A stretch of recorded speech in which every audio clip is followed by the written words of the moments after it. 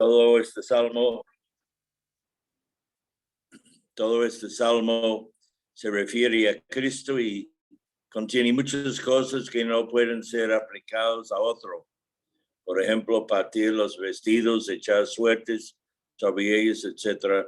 Es uno de los salmos mesiánicos. Entonces vamos a pedir la bendición del Señor. Señor, damos gracias por la palabra tuya. Damos gracias por ese majestuoso salmo de David, escrito hace tantos años, y un salmo tan profético y un salmo que habla tanto de los sufrimientos del Señor Jesucristo. Y pedimos que en esta noche podamos apreciar más y más la obra de Jesucristo en la cruz de Calvario por nosotros, para pagar el precio de nuestros pecados y darnos la salvación por medio de su muerte, su resurrección. Damos gracias por la palabra tuya y pedimos la bendición tuya sobre cada persona que está presente. Y si hay personas que no conocen al Señor Jesucristo como su Salvador, para que ellos lleguen esta noche a poner su confianza y su fe en Él, para tener también esa vida eterna que nosotros tenemos por la fe en Jesucristo. Damos gracias, Señor, en el nombre precioso tuyo. Amén. Este salmo es uno de los salmos mesiánicos que habla del Señor Jesucristo y son como proféticos en el sentido que fueron escritos hace muchos años, pero hablan exactamente de las cosas que hizo el Señor cuando estaba en la tierra. Este salmo es descrito como un siervo hermoso, tierno, manso, asustado por los cazadores en el alba del día. Recuerdo que la reina Isabel de Inglaterra tiene un lugar en Escocia, un palacio, un castillo allá de Balmoral, donde ella va para descansar, y una de las cosas que ella y sus séquitos hacen es buscar los venados para cazarlos por la comida que ellos necesitan en ese lugar, y salen por las madrugadas y a veces tiene éxito en cazar un venado, pero a veces no.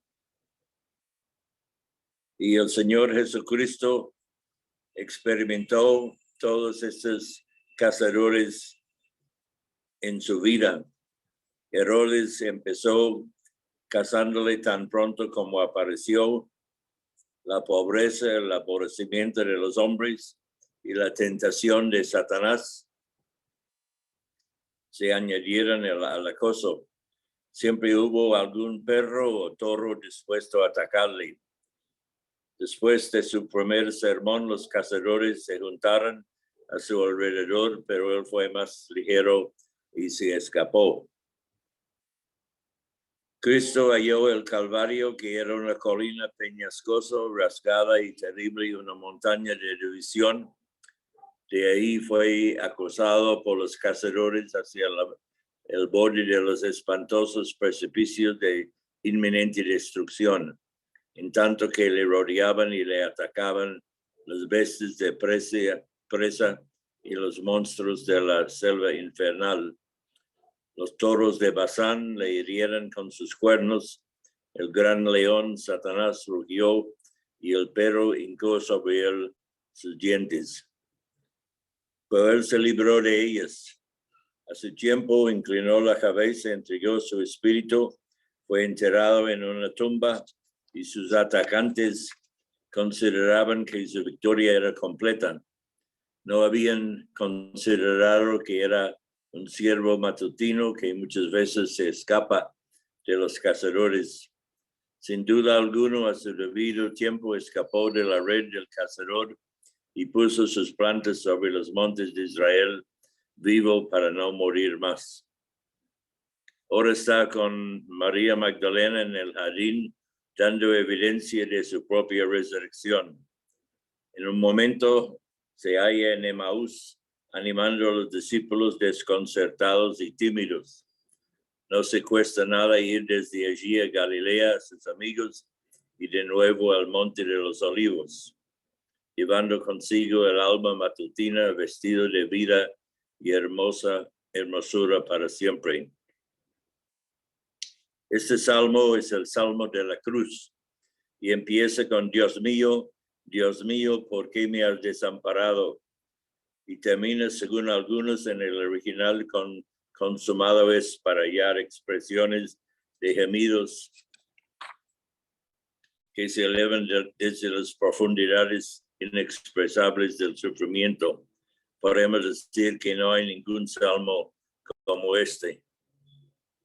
Es la fotografía de las horas más tristes de la vida de nuestro Señor, el testimonio de sus palabras al morir, el vaso que recoge las últimas lágrimas, el recordatorio de sus gozos al expirar.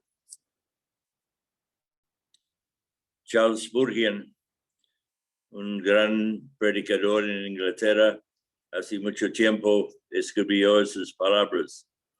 Ante nosotros tenemos una descripción de las tinieblas y la gloria de la cruz, los sufrimientos de Cristo y la gloria que siguió después de ellos.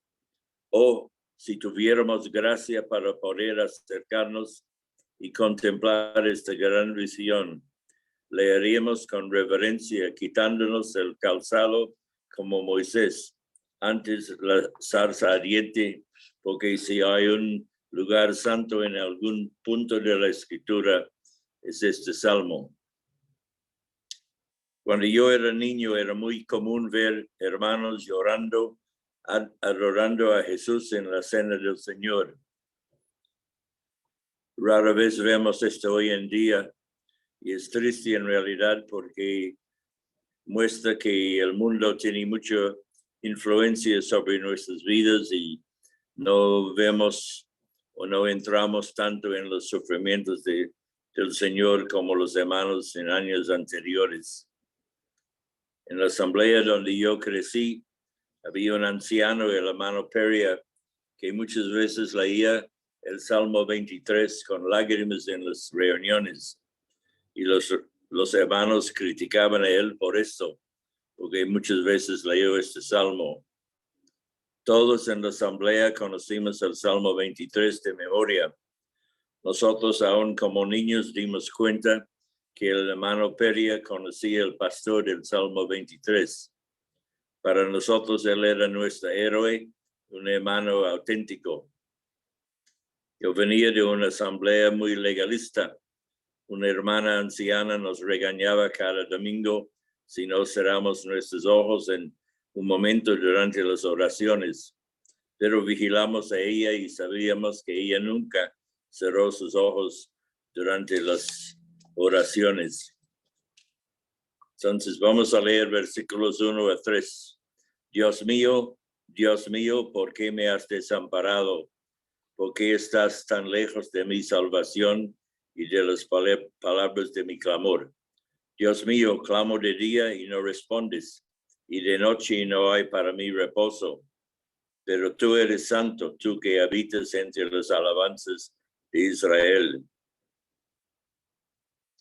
En la cruz vemos que el primer pensamiento de Cristo se dirigió a su Dios, el que hacía sus delicias y para quien había vivido. A Dios lo abandonó.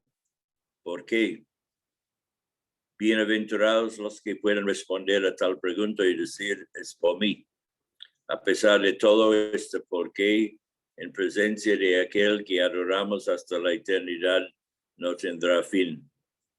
¿Cómo podría una pluma humana describir lo que ocurrió durante las 3 horas cuando el sol se oscurrió? En esos momentos Dios estaba muy lejos de su salvación y de su clamor. ¿Qué expresión? En el Salmo 32, David gimió todo el día bajo el peso de su propio pecado. En este Salmo 22 es Cristo quien herido de muerte clamó desde el seno de las más profundas tinieblas. Sin esos dolores nunca habría habido salvación, ni para David ni para ningún creyente, y la porción de unos y de otros debería ser un lugar de tormento para siempre, sin reposo día y noche. Sin embargo, la santa víctima pagó en la cruz el salario del pecado. Y dice, sigue diciendo, pero tú eres santo. En ese supremo momento, Cristo pensó en la santidad de Dios, sintiendo todo el peso del juicio de Dios contra el pecado y el horror de ese juicio inexorable. ¿Quién ha conocido la santidad de Dios tanto como esa víctima que llevó el pecado y fue consumido por el fuego de su juicio? Él también pensó en las alabanzas que subían a la presencia de Dios desde el corazón de aquellos que formaban parte de su pueblo. Tú que habitas entre las alabanzas de Israel, ¿quién podría alabarle si él no hubiese sido abandonado por Dios? Nadie. Ahora tenemos el privilegio de alabar a nuestro Dios y Padre, pero si Cristo, el autor de nuestra fe, no hubiera muerto, nuestras bocas estarían cerradas para siempre y el Padre no tendría a nadie para darle gloria en su santuario. Los versículos 4 y 5, en ti esperaron, nuestros padres esperaban y tú los libraste. Clamaron a ti y fueron librados. Confiaron en ti y no fueron avergonzados. Los versículos 4 y 5 tratan de otro tema que estaba en el corazón del Señor cuando estaba en la cruz. Sus pensamientos se refieren a los suyos. Pensaba en los creyentes de antaño, los que confiaron en Dios y no fueron avergonzados. Todos ellos fueron librados, pero Cristo fue abandonado. Si él hubiera sido librado, ¿qué hubiera sido de esos fieles que confiaron en Dios? ¿Y qué sería de nosotros hoy? El Señor pensó en los bienaventurados que fueron redimidos, cumpliendo en ese supremo momento la obra que hizo posible la remisión de aquellos a quienes él llama santos e íntegros, en los cuales halló toda su complacencia, como dice en el Salmo 16.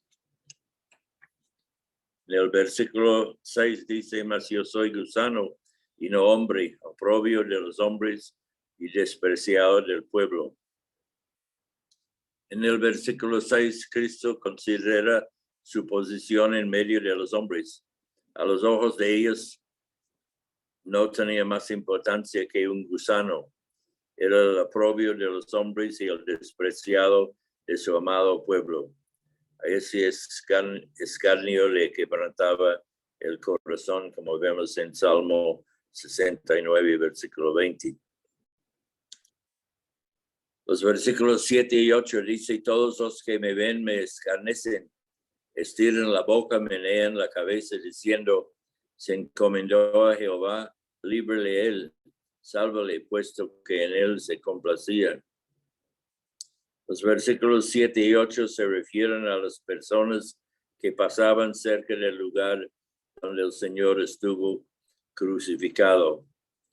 El profeta Jeremías dijo, ¿no os conmueve a cuantos pasáis por el camino?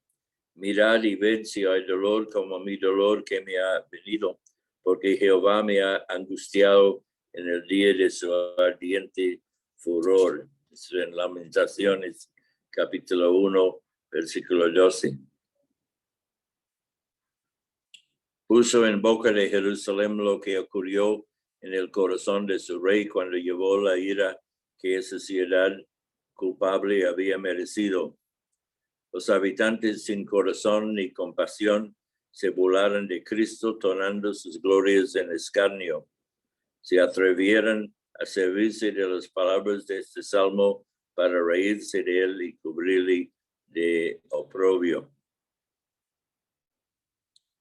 Versículos 9 y 10 dice, pero tú eres el que me sacó del vientre, el que me hizo estar confiado desde que estaba a los pechos de mi madre. Sobre ti fui echado desde antes de nacer. Desde el vientre de mi madre, tú eres mi Dios. Los versículos 9 y 10 nos muestra que el Señor, cuando estuvo en la cruz, se acordó de su plena confianza en Dios desde que vino a este mundo, y Dios lo abandonó. Dios siempre lo llenó de gozo y había vivido únicamente para él. Los demás fueron librados, pero para él mismo no había salvación. Versículo 11. No te alejes de mí, porque la angustia está cerca, porque no hay quien ayude. Entonces dijo en el versículo 11, no te alejes de mí, porque angustia está cerca. Esa palabra angustia que tan frecuentemente hallamos en el libro de los Salmos nos habla generalmente del tiempo de angustia para Jacob, que leemos en Jeremías 30, versículo 7. Angustia como nunca la hubo y que como jamás volverá a verla, de la cual Jacob será librado. Ese tiempo de angustia para Jacob habla del tiempo de la tribulación después de la venida del Señor para su iglesia.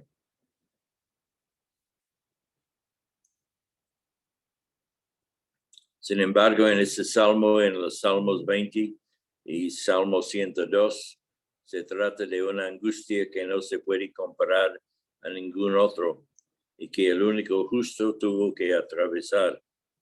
En el Salmo 20 estaba todavía rodeado de los suyos, pero en el Salmo 22 no había nadie.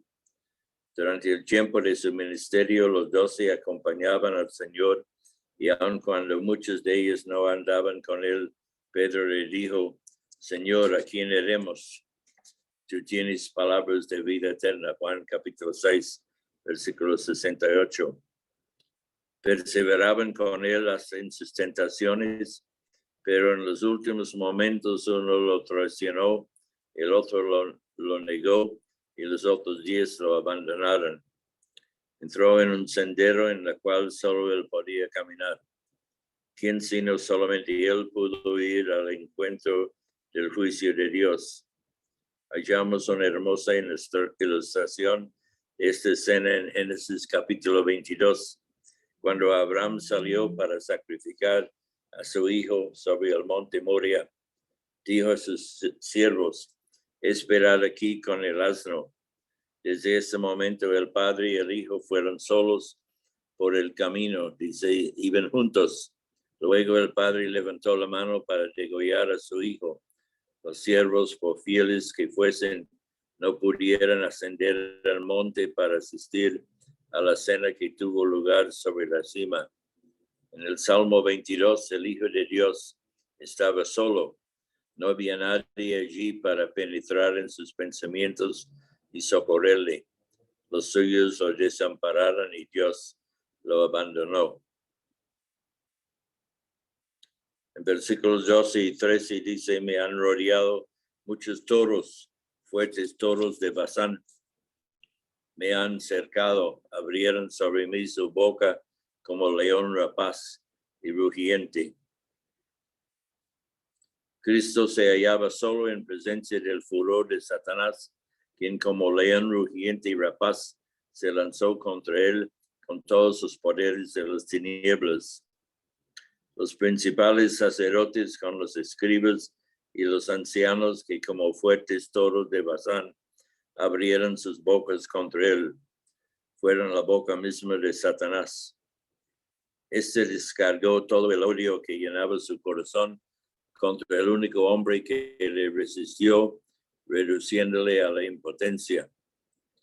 En ese supremo momento amotinó contra él todos los poderes de los hombres del mundo y de los demonios.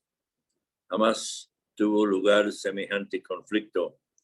Fue el único en los anales de la eternidad.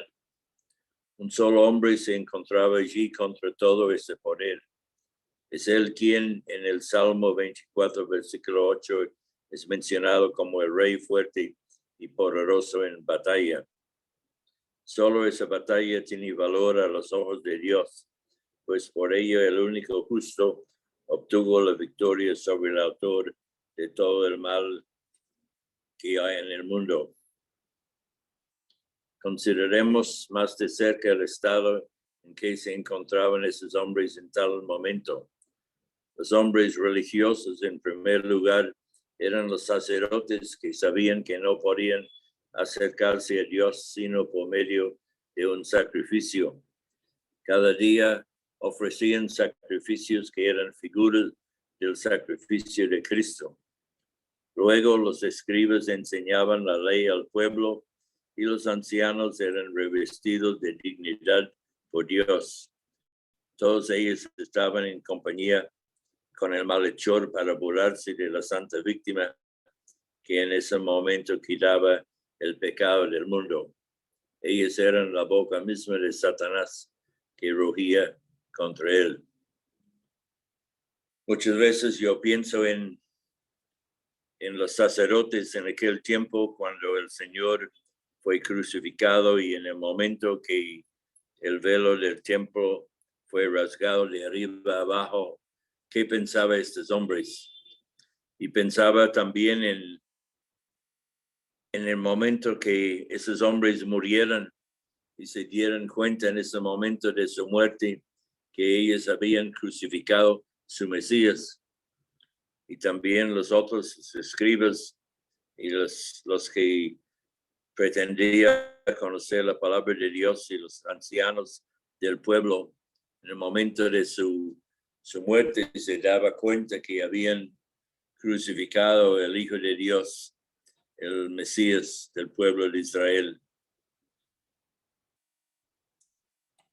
En versículos 14 y 15 dice: he sido derramado como aguas y todos mis huesos se descoyuntaron. Mi corazón fue como cera derritiéndose en medio de mis entrañas. Como un tiesto se secó mi vigor y mi lengua se pegó a mi paladar y me has puesto en el polvo de la muerte. Vemos aquí que estos versículos 14 y 15 nos describen en pocas palabras que era la persona del Señor Jesús en ese momento. He sido derramado como aguas. ¿Qué nos refiere decir esas palabras? El pueblo de Israel durante 20 años estuvo sin el arca. Al cabo de ese tiempo se lamentó en pos de Jehová. Samuel habló al pueblo que se había reunido en Mizpa. Allí sacaron agua y la derramaron ante Dios y ayunaron, como vemos en 1 Samuel capítulo 7. Ese agua derramada al suelo ante Dios es la imagen del estado en que se encontraba el pueblo. Estaba tan miserable que solo Dios podía recogerlo y restaurarlo. Era el único que podía librarlo y consolarlo.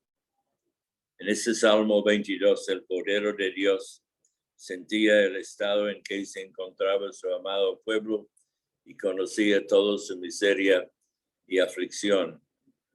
Como dice en Isaías 63, en toda angustia de ellos él fue angustiado.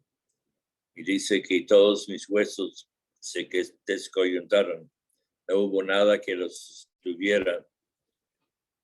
Los huesos constituyen el esqueleto que sostiene el cuerpo humano en todas sus partes. Su corazón fue como cera bajo el ardor del fuego del juicio de Dios. Se derritió en medio de sus entrañas. Como un tiesto se secó su vigor y su lengua se pegó a su paladar. Jesús experimentaba todo el horror de ese lugar donde hasta una gota de agua fría será negado a los desdichados que no hayan querido recibir la gracia de Dios y los beneficios de la obra de los cuales nos habla este salmo. Sabemos que en la historia del rico y Lázaro, que el rico levantó su voz pidiendo una gota de agua para calmar su sed porque está en el infierno, en el Seol. Entonces, reconocemos que las personas que no conocen a Cristo, que no han puesto su fe en el Señor Jesucristo, son personas que un día van a pasar toda la eternidad en el infierno y van a sufrir terriblemente por haber rechazado a Jesucristo como su Salvador. Dice, me has puesto en el polvo de la muerte. Aquí la causa de la muerte de Cristo es atribulada o atribuido a Dios mismo. Sin duda alguna, los hombres son culpables del homicidio que han cometido, clavando al Señor de la gloria en la cruz. Pero aquí tenemos al Dios Santo y la víctima que llevó el pecado, porque la paga del pecado es muerte, como dice Romanos 6:23, y sin derramamiento de sangre no se hace remisión, dice Hebreos 9:22. El Cordero era la víctima que debía morir. La santidad de Dios justa así lo exigía. Esas cosas exceden en solemnidad todo lo que podemos concebir. Y si queremos saber lo que es el pecado, a los ojos de Dios es en la cruz donde debemos poner nuestra mirada. Yo creo que muchos de nosotros no sentimos la maldad del pecado en nuestras vidas y muchas personas, aun creyentes, pecan sin reconocer la seriedad del pecado, pero para Dios el pecado es una cosa muy grave y muy seria. En los versículos 16 a 18 dice, porque perros me han rodeado, me han cercado cuadrilla de malignos, horroraron mis manos y mis pies. Contar puedo todos mis huesos, entre tanto ellos me miran y me observan. Repartieron entre mí mis vestidos, entre sí mis vestidos y sobre mi ropa echaron suertes. Los versículos 16 a 18 hacen alusión a los soldados romanos que sin compasión para con la víctima que estaba en sus manos, se complacieran en hacer daño y se gozaban en sus sufrimientos. Varias veces se ha mostrado el video, la crucifixión hecho por Mel Gibson a las mujeres en la cárcel de Bucaramanga. Y cada vez que mostraba esa película, cuando mostraba la parte de los soldados flagelando al Señor con sus látigos y riéndose y burlándose del Señor, las mujeres me gritaban y dice, por favor, hermano Andrés, no nos muestra más, no podemos ver más, es tan horrible. Y yo dije siempre, el Señor sufrió todo por mis pecados y por los suyos. Entonces hoy es importante que reconozcan sus pecados y abran sus corazones al Señor para conocerle como su Salvador y su Señor. Esos soldados eran los que horroraron las manos y los pies del Señor. Esas manos que tanto bien hicieron. Los soldados son comparados con perros crueles y violentos. Y dicen Mateo 27:36, sentados le guardaban allí. Podemos preguntarnos cuál será la confusión de los incrédulos que voluntariamente no quieren recibir el testimonio tan precioso que tenemos aquí. Más de 1000 años antes, David, por el espíritu profético, nos dijo que las manos y los pies del Mesías serán horrorados, que sus vestidos serían repartidos y que sobre su ropa echarían suertes. Esas cosas se cumplieron al pie de la letra cuando el Señor estuvo en la cruz. También, como yo dije, de los sacerdotes en su momento de la muerte que dieron cuenta que habían crucificado su Mesías. Yo pienso también en estos soldados que con tanto vigor castigaba el cuerpo del Señor Jesucristo, y en su momento de la muerte, que hubieran pensado ellos en ese momento cuando se dieron cuenta que ellos estaban dando látigos al Hijo de Dios, el que estaba muriendo por ellos para darles la salvación. Qué horror para esas personas en aquel tiempo cuando murieran. En versículos 19 y 20 dice: mas tú, Jehová, no te alejes, fortaleza mía, apresúrate a socorrerme, libre de la espada mi alma, del poder del perro mi vida. Versículos 19 y 20 describen el momento supremo en el cual Cristo se dirigió al Dios inmutable a fin de que librara su santa alma de la espada y su vida del poder del perro. Su vida era su cuerpo único en la historia del mundo, el cuerpo del hombre nacido de mujer sin pecado, en el cual habitaba corporalmente toda la plenitud de la deidad, como dice en Colosenses 2:9. Es un profundo misterio insondable para el pensamiento humano, porque nadie conoce al Hijo sino al Padre. Tenemos que recibir esa verdad simple por la fe, tal como Dios nos la ha revelado. Esto nos basta y podemos adorar a Él. En versículo 21 dice: sálvame de la boca del león y líbrame de los cuernos de los búfalos. En el versículo 21 vemos de nuevo al león que Satanás quiso devorar a aquel contra el cual descargó todo su poder.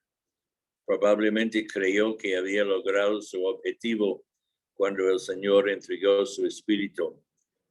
Fue un triunfo de corta duración. El primer día de la semana el Señor salió victorioso de la tumba, venció el poder de Satanás y de la muerte. Fue librado de los cuernos de los búfalos. Es la imagen de una muerte inevitable, porque el búfalo desatado no deja de atravesar con sus punzantes cuernos todo aquel que lo irrite. En versículo 22 dice: anunciaré tu nombre a mis hermanos, en medio de la congregación te alabaré. En el versículo 22 la escena cambia por completo. Un nuevo día comenzó. El poder de la vida dio lugar a los horrores de la muerte. Un hombre salió de la tumba por su propio poder. El primer resultado de esa victoria se vio cuando el nombre del Padre fue revelado a un pequeño grupo de discípulos que estaban reunidos en un aposento alto. Bienaventurados hijos de Dios, podremos decir. Sí, pero hemos pensado en la felicidad del Padre. Ahora tiene una familia. El Mesías no solamente murió por la nación, sino también para congregar en uno a los hijos de Dios que estaban dispersos, como dice en Juan capítulo 11. Resucitó entre los muertos y fue el primogénito entre muchos hermanos, dice Romanos 8. En una gran familia los hijos estaban gozosos de vivir en la casa del Padre, pero más feliz es aún el Padre al tener a sus hijos alrededor de sí. Pronto el Padre descansará en su amor, como dice en Sofonías capítulo 3. Y siguiendo otra vez con Salmo 22, versículo 22, dice: anunciaré tu nombre a mis hermanos, en medio de la congregación te alabaré. En el Salmo 22 vemos que el Señor estaba entre dos malhechores en la cruz. Se encuentra en medio de todos aquellos que están congregados en su nombre. Canta un cántico nuevo y los suyos unen sus voces para alabar a Dios que le resucitó de entre los muertos. Todo es gozo en esta escena de resurrección. El Padre, el Hijo y los rescatados gozan de una misma comunión. Estas cosas se llevan a cabo en el seno de una pequeña congregación donde hay algunos de sus discípulos reunidos en un aposento alto. El mundo desconoce el gozo que llena el cielo, así como todo lo que respecta a la alabanza de los bienaventurados que habitan en la casa del Padre. Versículos 23 y 24 dice: los que temáis a Jehová, alabarle, glorificarle, descendencia toda de Jacob, y temerle vosotros, descendencia toda de Israel. Porque no menospreció ni abominó la aflicción del afligido, ni de él escondió su rostro, sino que cuando clamó a él, le oyó. En el versículo 23 y 24, el círculo se extiende y llega hasta los confines de la tierra. Los que teméis a Jehová, alabarle. Todos los muros que rodeaban a Israel se derrumbaron y el evangelio será predicado a todas sus naciones. Cornelio, un centurión romano, fue los primicios de esa multitud de gentiles que formaría parte de esta familia celestial. En Hechos capítulo 10 leemos: Pedro, abriendo la boca, dijo: en verdad, comprendo que Dios no hace acepción de personas, sino que en toda nación se agrada del que le teme y hace justicia. Ese extranjero fue introducido en la bienaventurada familia de Dios. Este versículo 23 es particularmente importante y precioso para nosotros, los gentiles, que hemos querido el evangelio. Nuestro privilegio no disminuye en nada el de los judíos, pues tanto Jacob como Israel en ese mismo versículo son invitados a alabar y glorificar a aquel que fue rechazado por la nación. La salvación es anunciado por toda la tierra, tanto judíos como gentiles son colocados en el mismo terreno. Los unos y los otros son objeto de la misericordia de Dios.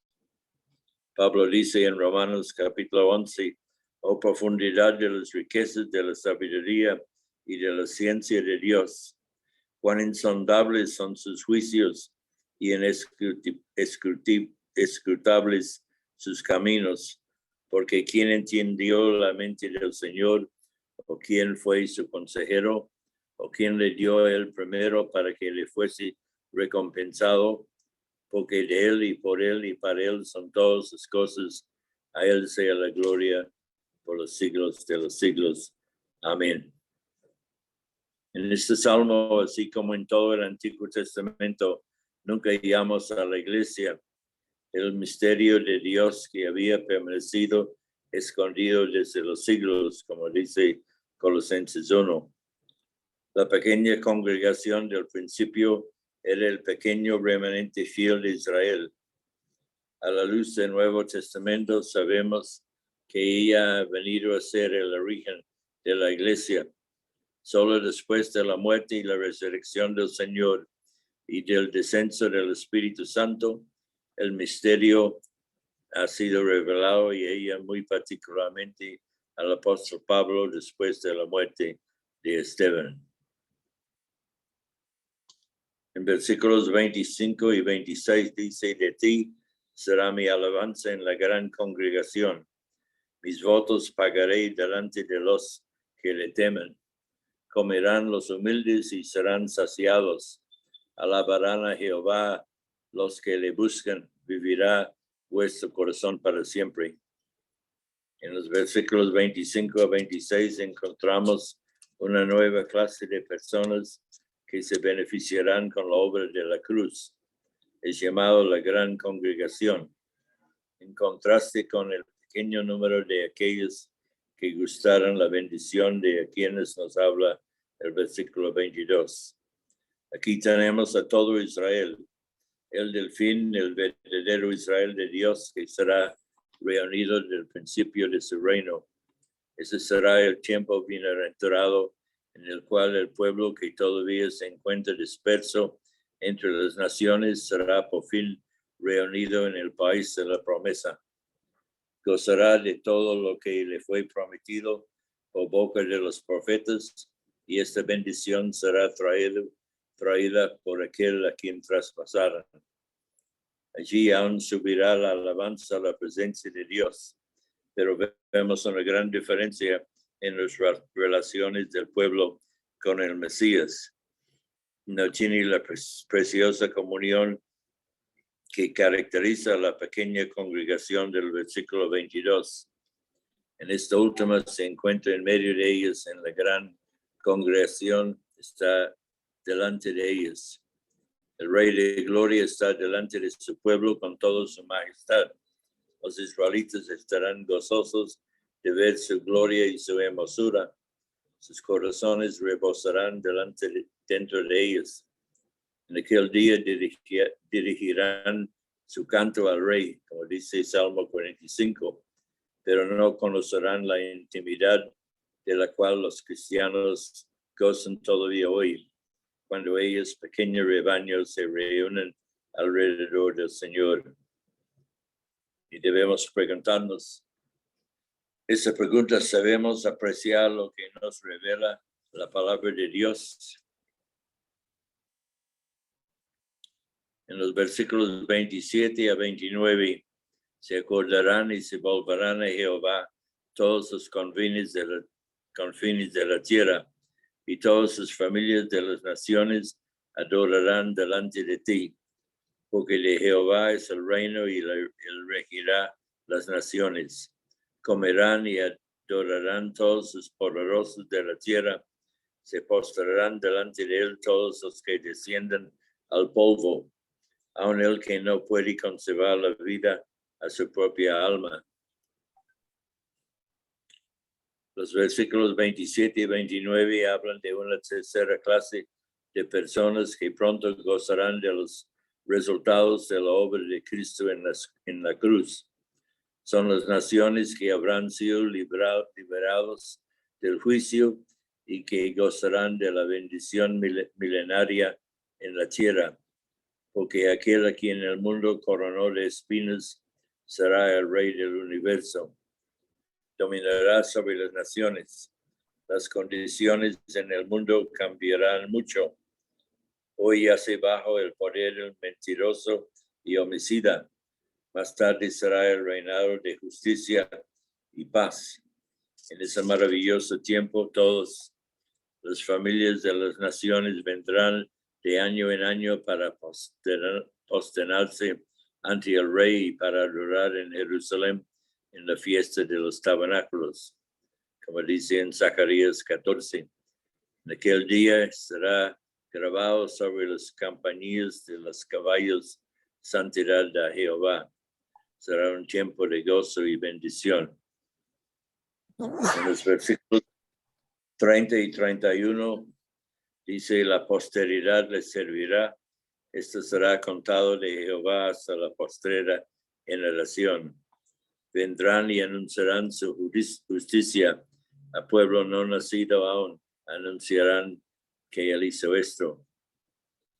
Por fin describe una cuarta clase de personas que gozarán los beneficios de la obra de Cristo en la cruz.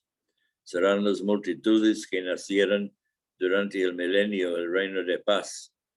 En ese tiempo Dios dará familias tan grandes como los rebaños. El pequeño vendrá a ser 1000, el menor un pueblo fuerte. Isaías capítulo 60. Bienaventurados de sus hijos, jamás conocerán el sufrimiento que es parte de nuestra pobre humanidad de hoy. Gozarán de la paz, de la bendición y de las riquezas que serán otorgados por el Rey de Gloria. Adorarán cuando se les cuente lo que el Rey hizo por ellos y lo que les sucedió en su primera venida al mundo. De esas 4 clases de personas que se beneficiarán de la obra de la cual nos habla este salmo, quienes tendrán la porción más preciosa, Sin duda serán los creyentes que hoy en el seno de los sufrimientos gozan de la presencia de su Señor en medio de ellos y que también conocen el nombre del Padre. Estamos conscientes de que este salmo contiene muchas riquezas más. Meditémoslos y que todos juntos conozcamos mejor a aquel que fue abandonado de Dios y que lo glorifiquemos en la iglesia. Hermanos, como yo dije en el principio, cuando había en tiempos pasados en mi experiencia, hermanos que lloraban cuando expresaban su gratitud al Señor porque lo que hizo en la cruz, se lloraban lágrimas de sinceridad, lágrimas de verdad, y eran hermanos que amaban mucho al Señor. Yo siento que hoy en día el mundo tiene mucho efecto sobre nuestras vidas y muchas veces el mundo nos quita esa experiencia de conocer al Señor tan íntimamente como hermanos en otro tiempo conocían al Señor. Entonces, es bueno que volvemos a ver al Señor y cómo sufrió en la cruz por nosotros. Yo recuerdo la historia de una niña que siempre decía a su madre que sus manos eran tan malos que no le gustaban las manos de su madre porque eran tan feos. Y cuando la niña creció, su mamá le comentó a la niña que un día, cuando sus padres estaban en el campo trabajando y la niña estaba durmiendo en su cuna en la casa, la mamá levantó sus ojos y vio humo saliendo de la casa porque la casa estaba quemando. Entonces ella corrió a la casa y con una escalera puso contra la ventana y entró la pieza donde estaba su hija. Sacó a ella, pero en el proceso se quemó mucho las manos. Y cuando la niña escuchó esta historia, ella dijo a su mamá, mamá, sus manos son las más bellas que he conocido en toda mi vida.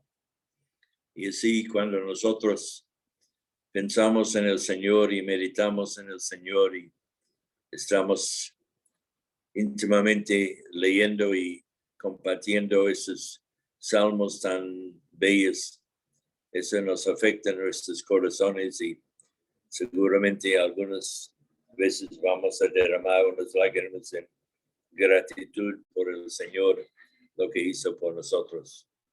Que el Señor le bendiga, hermanos, y que nos gozamos en leer la palabra de Dios y apreciar más y más cada día de lo que el Señor ha hecho por nosotros. Vamos a expresar nuestra gratitud al Señor. Señor, damos gracias por este día. Damos gracias por tu palabra que podemos leer y conocer. Damos gracias por este salmo que habla tanto de lo que el Señor hizo por nosotros en la cruz del Calvario. Y rogamos, oh Señor, que tú nos ayudes a apreciar lo que tú has hecho por nosotros, que tú sufriste por causa de nuestros pecados. Tú diste tu vida para que nosotros podamos experimentar la vida eterna contigo en el cielo. Y damos gracias que podemos reunirnos y compartir esas maravillas de la palabra tuya al uno al otro.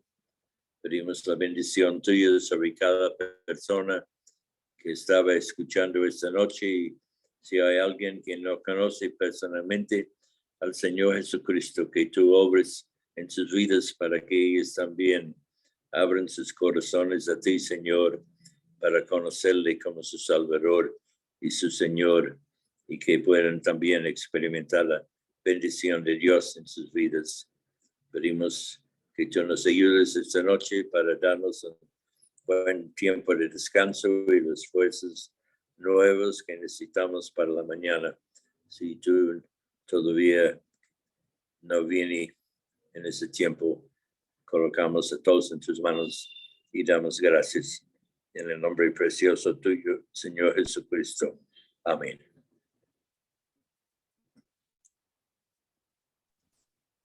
Amén. Gracias al Señor por su palabra. Buenas noches para todos. Mañana la invitación a las hermanas a las 7 de la noche, su reunión de hermanas. Bendiciones, hermanos. Buenas noches. Chao, chao. Buenas noches para todos. Buenas noches, hermanos. Dios les bendiga. Muchas bendiciones. Muchas Hermanitos, que gracias. descansen. Dios los bendiga. Descansen. Señor Dios los bendiga, hermanos. Amén. Muchas bendiciones.